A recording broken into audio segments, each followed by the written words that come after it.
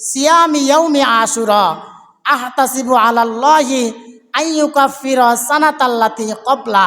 নবীজি বললেন, যে ব্যক্তি আশুরার রোজা রাখবে, যে ব্যক্তি আশুরার দিনে রোজা রাখবে, আল্লাহ তাআলা তার পূর্ববর্তী 1 বছরের গুনাহ মাফ করে দিবেন।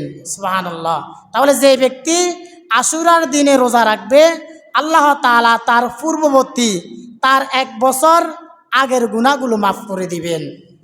এই আশুরার রোজাগুলো আপনি কিভাবে রাখবেন? এর উত্তর হচ্ছে, যেহেতু মুহররম মাসের 10 তারিখে ইহুদি এবং খ্রিস্টানরা রোজা রাখতেন, এই জন্য ইহুদি এবং খ্রিস্টানদের সাথে আমাদের যাতে মিলে না যায়, এই জন্য আপনি এই রোজাগুলো রাখবেন মুহররম মাসের 9 তারিখ এবং 10 তারিখ, অথবা 10 তারিখ এবং 11 তারিখ। অর্থাৎ ইহুদি এবং খ্রিস্টানরা যেহেতু 10 তারিখে রেখেছে, এই জন্য আপনি শুধুমাত্র 10 তারিখে রাখলে হবে না। নবীজি বললেন, তোমরা 9 তারিখ এবং 10 তারিখ 2টি রোজা রাখবে, অথবা 10 তারিখ এবং 11 তারিখ।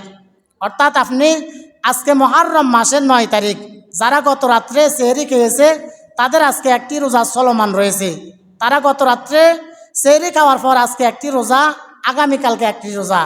আর যারা গত রাত্রে রাখতে পারে নাই, তারা আজকে রাত্রে যদি সেহরি খায় তাহলে আগামীকালকে একটি রোজা এবং পরের দিন একটি রোজা। তাহলে মুহররম মাসের 10 তারিখ এবং 11 তারিখ, যেহেতু আপনি 9 তারিখে রাখতে পারেন নাই, তাহলে আপনার জন্য হচ্ছে 10 তারিখ এবং 11 তারিখ।